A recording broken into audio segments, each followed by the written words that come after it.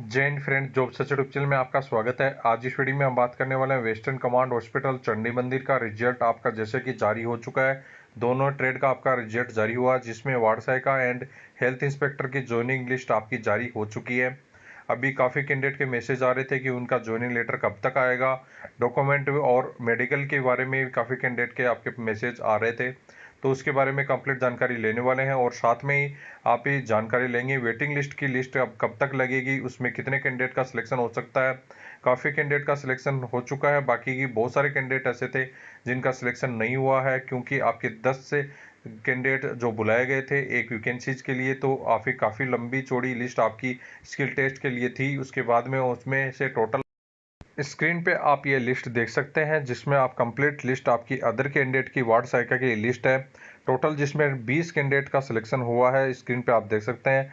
अब आपके काफ़ी कैंडिडेट के मैसेज आ रहे थे कि सर आपकी जो वेटिंग लिस्ट है वो कब आएगी, किस प्रकार से सिलेक्शन होगा।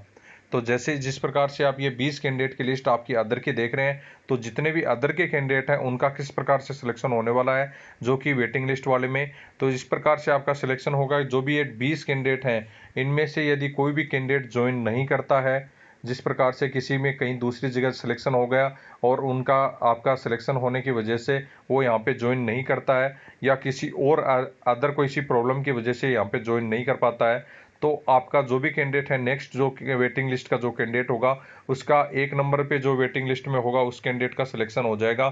जो भी यदि 20 कैंडिडेट में से एक कैंडिडेट नहीं आता है, यदि 2 कैंडिडेट नहीं आते हैं, तो आपके 2 कैंडिडेट नेक्स्ट वाले कैंडिडेट का सिलेक्शन हो जाएगा, जो कि वेटिंग लिस्ट में 2 नंबर पे होगा, उसका सिलेक्शन होगा। वेटिंग लिस्ट आपकी जारी नहीं की गई लिस्ट है, वो आपकी शो नहीं की जाती है काफ़ी जगह, लेकिन काफ़ी जगह शो भी की जाती है, लेकिन यहाँ पे नहीं की गई है। वेटिंग लिस्ट को जो भी होगा वो उनके पास ही रहती है। इसमें आप अपनी आरटीआई लगाकर ये वेटिंग लिस्ट के जो भी नंबर है, कितने नंबर पे आप वेटिंग लिस्ट में हैं, वो आप पूछ सकते हैं। आरटीआई आप ऑफलाइन लगाएं, जिससे बेटर रहेगा। और जो भी आपके जो भी एडमिट कार्ड वगैरह है उनका रेफरेंस देकर ही आप आरटीआई लगाएं। जो भी आपका एडमिट कार्ड है, जो भी आपके रोल नंबर वगैरह है कंप्लीट, उनका बारे में जानकारी देते हुए आप ये आरटीआई लगाएं कि मेरे कितने मार्क्स थे और कितना मेरा वेटिंग लिस्ट में नंबर है। ये चीज़ें आप पूछें, जिससे आपको पता चल जाएगा कि वेटिंग लिस्ट में मेरा नंबर कितना है, जिसके वजह से आपका सिलेक्शन होने का कितना चांस बन सकता है। वो चीज़ें आप आरटीआई लगाकर पूछ सकते हैं, क्योंकि आपकी वेटिंग लिस्ट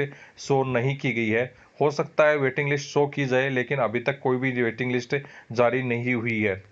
तो ये अब इस प्रकार से आप देख सकते हैं, ये आपके 20 कैंडिडेट थे। उसके बाद में आपके एसटी कैटेगरी के 3 ही कैंडिडेट थे। एसटी कैटेगरी में जैसे कि आपके जो यदि कोई कैंडिडेट था और जिसका सिलेक्शन नहीं हुआ है, तो यदि उस कैंडिडेट में से आपका जो 1 नंबर पे वेटिंग लिस्ट में होगा, और यदि इन 3 कैंडिडेट में से कोई एक कैंडिडेट सिलेक्शन नहीं करता है, तो भी आपका सिलेक्शन हो सकता है। एक दूसरी बात मैं और बताना चाहता हूँ कि जिसमें आप जैसे मैंने बताया कि यदि सिलेक्शन नहीं करता है, या आपके 1 साल तक कोई कैंडिडेट इसमें से जॉब छोड़ देता है, 1 साल तक आपकी वेटिंग लिस्ट वैलिड रहती है। यदि इनमें से कोई भी कैंडिडेट 1 साल तक कोई यदि जॉब छोड़ देता है, तो भी आपका सिलेक्शन हो सकता है। किसी कारण जैसे किसी का दूसरी अदर बड़ी पोस्ट पे सिलेक्शन हो गया और यहाँ पे जॉब छोड़ देगा, तो आप यदि दूसरी जो भी आपके सेक्शन में है, जो भी सिलेक्टेड कैंडिडेट है, जो भी आपका वेटिंग लिस्ट वाला है, उसका सिलेक्शन हो सकता है। और दूसरी ये आपकी एक काफ़ी कैंडिडेट के मैसेज आ रहे थे कि इनका ज्वाइनिंग जो है वो आपके चंडी मंदिर में ही होगा क्या, तो ऐसा नहीं है बिल्कुल भी। वेस्टर्न कमांड में कंप्लीट कहीं भी आपका ज्वाइनिंग दे सकते हैं, वो आपके ज्वाइनिंग लेटर में मेंशन किया जाएगा। ज्वाइनिंग लेटर आपके बहुत ही जल्दी जारी होने वाले हैं। इस मंथ के आपके एंड से पहले पहले ही आपके पास ज्वाइनिंग लेटर पहुंच जाएंगे। ज्वाइनिंग आपकी बहुत ही फास्ट होने वाली है। ज्वाइनिंग में आपको डायरेक्ट आपके ज्वाइनिंग लेटर ही आपके जारी होंगे, जिसमें डायरेक्ट आपके जितने भी डॉक्यूमेंट है वो लेकर वहाँ पे पहुँचने होंगे, और जो भी कंप्लीट फॉर्मेलिटीज़ हैं वो कंप्लीट करके 2-3 दिन के अंदर अंदर आपको ज्वाइनिंग करना होगा। तो ये सभी चीज़ें आपकी मेंशन की रहती हैं आपके जो भी ज्वाइनिंग लेटर आएगा उसमें, और कहाँ पे आपको ज्वाइन करना होगा वो भी आपका वहीं से चॉइस करके भेजेंगे। आप कुछ भी नहीं कर सकते उसमें कि आपको कहाँ पे ज्वाइनिंग करनी है, कहाँ पे आपकी ज्वाइनिंग करवाई जाएगी। वो डायरेक्ट वहाँ से कमांड से ही आपके ज्वाइनिंग लेटर जारी किया जाए। वेस्टर्न कमांड आपका हरियाणा आता है, दिल्ली का कुछ हिस्सा आता है, उसके बाद में हिमाचल प्रदेश, उत्तराखंड, पंजाब, इनमें आपकी ज्वाइनिंग करवाई जाती है। इसके बाद में जो नेक्स्ट लिस्ट है आपके देख सकते हैं, जो नेक्स्ट आपकी थी जिसमें वार्ड सहायिका के लिए जो ईडब्ल्यूएस के लिए कैंडिडेट की लिस्ट जारी की गई थी, जिसमें टोटल 15 कैंडिडेट को सिलेक्टेड किया गया था। तो ये 15 लिस्ट आप कैंडिडेट की लिस्ट देख सकते हैं। इसमें से भी ऐसा ही सेम प्रोसेस होने वाला है। जो सिलेक्टेड कैंडिडेट है यदि ज्वाइन नहीं करते हैं या आप यदि 1 साल के अंदर कोई ज्वाइनिंग किए हुए कैंडिडेट छोड़ देते हैं तो ही उनका नेक्स्ट वाले कैंडिडेट का सिलेक्शन होता है। अभी कुछ कैंडिडेट के मैसेज जैसे आ रहे थे कि मेडिकल में क्या होगा, तो मेडिकल आपका बिल्कुल नॉर्मल मेडिकल होगा, या तो आपकी जहां ज्वाइनिंग होने वाली है वहां के सिविल अस्पताल में मेडिकल करवाया जाएगा, या आपका जो भी आपकी डिस्ट्रिक्ट है जहां आप रहते हैं वो जहाँ पे आपका जो भी आपने फॉर्म भरते वक्त डिस्ट्रिक्ट आपने अप्लाई किया था, जिस डिस्ट्रिक्ट से आप रहते हैं उस डिस्ट्रिक्ट के हॉस्पिटल से, सरकारी हॉस्पिटल से आपको मेडिकल बनवा कर लेकर जाना होगा। तो आपका मेडिकल नॉर्मल होता है, कोई भी आपको मेडिकल में नहीं निकालता है जब तक कोई बड़ी बीमारी आपको नहीं हो, जैसे कि आपकी कैंसर, टीबी या और कोई अक्सर रोग, ऐसी बीमारियां नहीं हो तब तक कोई भी आपको नहीं निकालता है। जिसमें नॉर्मल आपकी चेकअप होती हैं, आई चेकअप होता है, जो भी आपका एक्सरे होता है, उसके बाद में आपका यूरिन टेस्ट होता है, ब्लड टेस्ट होता है, हार्ट, चेस्ट, बीपी, ये सभी जांचें आपकी होती है, नॉर्मल आपके रूप से होती हैं। काफ़ी आप कैंडिडेट तो ऐसे भी होते हैं आपके जैसे कि वहाँ पे सिविल अस्पताल में आपकी जानकारी ज़्यादा रहती है, तो इस वजह से आप कैंडिडेट मेडिकल अफसर से डायरेक्ट भी आपकी जो मेडिकल बनवा सकते हैं। लेकिन जो नॉर्मल जो बेसिक चीज़ें मैं आपको बता रहा हूँ, जैसे कि आपकी जो भी आई चेकअप होता है, उसके बाद में जो भी आपका एक्सरे किया जाता है, यूरिन टेस्ट, ब्लड टेस्ट जो भी आपका, उसके बाद में जो आपका बीपी की चेक किया जाता है, हाइट की जाती है, ये सभी जांच की जाती हैं। उसमें मेडिकल फॉर्म आपको दिया रहता है। मेडिकल फॉर्म आपके जो भी ज्वाइनिंग होगा उसके साथ दिया होगा। यदि नहीं भी दिया होता है तो भी आप मेडिकल फॉर्म मेरे से मांग सकते हैं, वहाँ से आपको भरकर उसको कंप्लीट आपको साथ में लेके जाना होगा। एक ऑप्शन ये रहता है। दूसरा ऑप्शन, जहां आप ज्वाइन कर रहे हैं वहां के जो भी सिविल अस्पताल से आपको मेडिकल करवा दिया जाता है, वहां से आपको नॉर्मल मेडिकल होता है, सेम जैसे प्रोसेस मैंने बताई है वही मेडिकल आपको ले जाकर वहां पे सौंपना होता है जो भी ज्वाइनिंग जहां करते हैं। तो ये आपकी ज्वाइनिंग प्रोसेस रहती है। बाकी की जो भी ज्वाइनिंग लेटर है उसके साथ जो भी डॉक्यूमेंट आपके मांगे रहते हैं, ओरिजिनल डॉक्यूमेंट कंप्लीट आपको लेके जाने होते हैं, जिसमें आपके अदर जो आप डॉक्यूमेंट के अलावा जो आपकी चीज़ें मैं बता देता हूँ कि क्या तैयार आपको रखनी होगी। जिसमें फ़ोटो आपको करीबन 40 फ़ोटो मिनिमम आपको रखनी होंगी, जो कि आपको मांगते रहते हैं, जिसमें बार बार में तो 40 फ़ोटो मिनिमम आप मांग कर सकते हैं, 40 फ़ोटो को तैयार कर सकते हैं। उसके साथ ही आपको जो अदर जैसे पासबुक आपके पास होनी चाहिए, एसबीआई की है तो बहुत ही बेटर है। आपका खाता कहीं भी खुला हो, आपका जो भी है खाता वो मान्य होगा, कहीं भी खाता है एसबीआई में होगा तो बेटर होगा, क्योंकि एसबीआई में डायरेक्ट आपकी लिंक रहता है, जो भी आपका आर्मी डिफेंस अकाउंट है उनमें डायरेक्ट आपकी पेमेंट आ जाती है। इस वजह से एसबीआई का खाता नहीं है तो आप एसबीआई का खाता खुलवा सकते हैं, या तो आप ज्वाइन करेंगे वहाँ पे खुलवा सकते हैं, या आप जो डिस्ट्रिक्ट में अपने डिस्ट्रिक्ट में अपना खाता खुलवा सकते हैं। दोनों जगह बेटर है, लेकिन जो ज्वाइन करेंगे वहाँ पे खुलवाएंगे तो बहुत ही बेटर रहेगा आपके लिए। तो ये चीज़ें आपकी होनी चाहिए। आप पैन कार्ड वगैरह आपका होना चाहिए, पैन कार्ड है, पासबुक है, फ़ोटो है, ये सभी चीज़ें आपकी होनी चाहिए। बाकी की एजुकेशन में आपका 10th का सर्टिफिकेट है, 10th की मार्कशीट है, आपके जो भी यदि ईडब्ल्यूएस सर्टिफिकेट्स हैं, या आपका जो आप जो भी ओबीसी से हैं तो ओबीसी सर्टिफिकेट है, एसटी है तो एसटी से, जनरल वाला का आपका कोई भी सर्टिफिकेट नहीं लगेगा। बाकी की मूल निवास है, आपका आधार कार्ड है, ये सभी चीज़ें आपको तैयार करके रखनी होंगी, जो कि फ़ोटोकॉपी भी आपकी 4-4 मांगी जाती हैं सेल्फ अटेस्टेड करके। कुछ आपके डॉक्यूमेंट में आपके साथ मांगा जाता है जो कि करेक्टर सर्टिफिकेट, जो कि आपकी मजिस्ट्रेट से करवाए जा सकते हैं, या आपके जो भी आपका जो गजेटेड अफसर है वहाँ का, आपका कोई भी लोकल का, वहाँ से भी आप करवा सकते हैं। ये सभी चीज़ें आपको तैयार रखनी होंगी। बाकी कि आपका मेडिकल के लिए बिल्कुल नहीं डरे, मेडिकल आपका नॉर्मल होता है, मेडिकल में आपको कोई भी नहीं निकालता है इतना, जो भी आपकी बड़ी बीमारी जैसे मैंने बताया वैसा नहीं होता हो। उसके बाद में आप देख सकते हैं हेल्थ इंस्पेक्टर की लिस्ट भी जारी हो चुकी है। पिछले वीडियो में मैं नहीं दिखा पाया था वो हेल्थ इंस्पेक्टर की लिस्ट, तो उनका भी ज्वाइनिंग लेटर है वो इस मंथ के एंड तक सभी का आ जाएगा।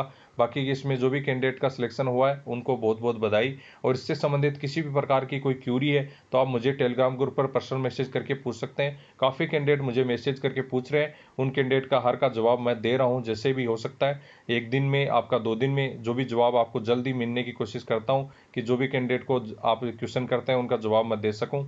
बाकी की यदि आपकी कोई भी अदर क्यूरी है तो टेलीग्राम ग्रुप के अलावा आप कमेंट बॉक्स में कमेंट करके भी पूछ सकते हैं, उसका भी आपको जवाब दिया जाता है। ये आप देख सकते हैं शेड्यूल कास्ट की आपके 7 पोस्ट थी, इसी में सेम प्रोसेस आपकी रहेगी। शेड्यूल कास्ट में भी यदि कोई कैंडिडेट ज्वाइन नहीं करता है तो नेक्स्ट कैंडिडेट का सिलेक्शन होगा। ओबीसी में आपकी 6 पोस्ट थी तो सेम आपकी प्रोसेस रहेगी। 1 साल के अंदर यदि कोई छोड़ देता है या नेक्स्ट कैंडिडेट इसमें से कोई कैंडिडेट ज्वाइन नहीं करता है तो आपके नेक्स्ट वाले कैंडिडेट जो वेटिंग लिस्ट में है उसका सिलेक्शन हो जाता है, उसके लिए ज्वाइनिंग लेटर जारी होता है। इसकी कंप्लीट प्रोसेस में आपको कितना टाइम लग सकता है मैं आपको बता देता हूँ। जैसे कि आपकी ज्वाइनिंग है उसके होने के बाद में मिनिमम 3 मंथ का आपका टाइम लग जाता है।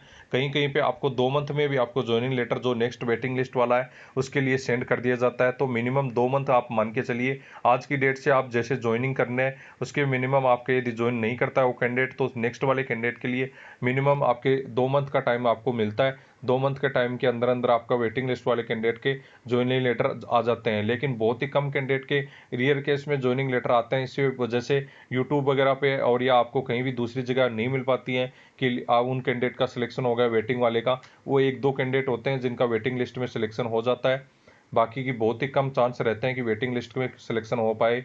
बाकी मेरे ध्यान में ऐसे कैंडिडेट हैं, 1-2 कैंडिडेट ऐसे हैं जिनकी दूसरी जगह सिलेक्शन हो चुका है, वो कैंडिडेट इसमें ज्वाइन नहीं करेंगे तो उनका सिलेक्शन जरूर होने वाला है। वो कैटेगरी मुझे पता नहीं है किस कैटेगरी के हैं, लेकिन 1-2 कैंडिडेट जरूर मुझे मिले हैं जिनका सिलेक्शन कहीं दूसरी जगह हो गया, लेकिन इस जगह नहीं ज्वाइन करेंगे। और उसमें हेल्थ इंस्पेक्टर में भी है कैंडिडेट जिनका लखनऊ में भी सिलेक्शन हो चुका है और उसके बाद में सिलेक्शन यहाँ पे भी हो चुका है। तो वो एक ही जगह ज्वाइन करेंगे, या तो लखनऊ में ज्वाइन करेंगे या यहाँ पे ज्वाइन करेंगे। दोनों में से एक जगह कहीं दूसरे जो वेटिंग लिस्ट वाले कैंडिडेट है उसका सिलेक्शन हो जाएगा।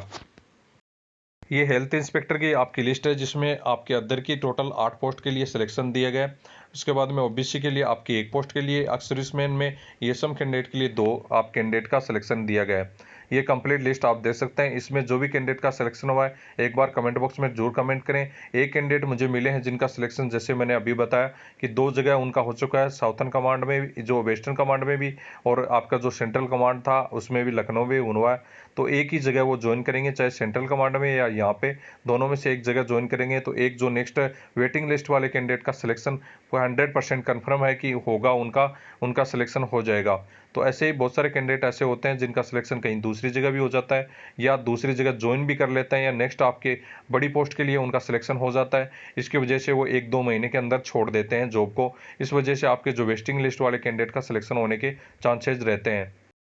इससे संबंधित जो भी अपडेट्स वगैरह हैं, रिजल्ट से संबंधित या चाहे आपकी नोटिफिकेशन से संबंधित, कंप्लीट आपको टेलीग्राम ग्रुप पर अपलोड की जाती हैं, वहाँ से आप ज्वाइन कर सकते हैं। कंप्लीट टेलीग्राम ग्रुप पर आपके जो भी पीडीएफ वगैरह है या चाहे आपके किसी भी प्रकार के रिजल्ट की जानकारियां हैं वहाँ पे आपको अपलोड कर दी जाती हैं। तो टेलीग्राम ग्रुप जरूर ज्वाइन कर लें। जो भी नए कैंडिडेट हैं इस वीडियो को देख रहे हैं या जो पुराने कैंडिडेट हैं जिनका सिलेक्शन नहीं हुआ है, बिल्कुल हताश न हो। दूसरी आपकी बहुत सारी पोस्ट आपकी आउट की जा रही हैं, उनके लिए सिलेक्शन आपका जरूर होगा। इस बार आप अच्छे से तैयारी करें, जो भी आपकी कमियां थी उनको पूरी करें। मेरे साथ जो भी हेल्प होगी वो आपकी कंप्लीट की जाएगी।